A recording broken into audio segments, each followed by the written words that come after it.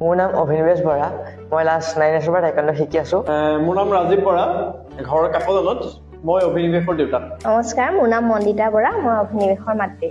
প্ৰথমে মই স্কুলত টাইকাণ্ডো আৰম্ভ কৰিছিলোঁ, কিন্তু লকডাউনৰ কাৰণে কেইবছৰমান মোৰ টাইকাণ্ডো ব্ৰেক হৈ যায়। মোক এদিন লগৰ এজনে ক'লে যে কাকজান কৰ্মশালা তিনিআলিত SF টাইকাণ্ডো একাডেমি নামৰ এখন টাইকাণ্ডো একাডেমি আছে, আৰু মোৰ দেউতাক মই এই বিষয়ে ক'লোঁ, আৰু দেউতাই মোক এই একাডেমিখনত জইন কৰি দিয়ে। প্ৰায় 10 বছৰ বয়সৰ পৰাই স্কুলত টাইকাণ্ডো শিকি আছিলে। তাৰপাছত মাজতে লকডাউনৰ কাৰণে মানে টাইকাণ্ডো তাৰ ব্ৰেক হয়।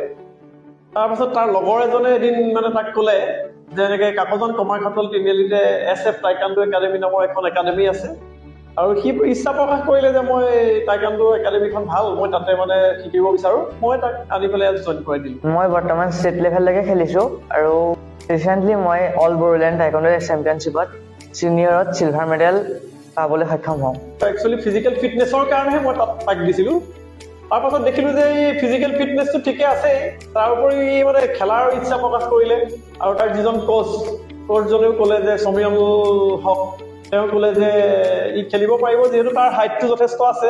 সেইকাৰণে তাত মই খেলাৰ ক্ষেত্ৰত আগবঢ়াই লৈ গৈ আছোঁ, আৰু যথেষ্ট ই ইম্প্ৰুভ হৈছে, খেলিছে, ই ষ্টেট লেভেলতো খেলিছে, আৰু ই তাৰ পৰা মেডেলো যথেষ্টখিনি অৰ্জন কৰিবলৈ সক্ষম হৈছে।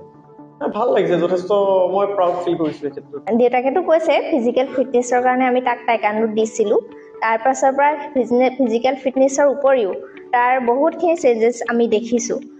তাৰ ছেল্ফ কনফিডেন্স বাঢ়িছে, লিডাৰশ্বিপ কোৱালিটি বাঢ়িছে, আৰু তাৰ আগতে মানে সি বহুত এলেহুৱা টাইপৰ আছিলে, আৰু সেইখিনি তাৰ কমপ্লিটলি আমি পজিটিভত অহা দেখিছোঁ, আৰু বহুত ফাষ্ট হৈছে মানে আগতকৈ।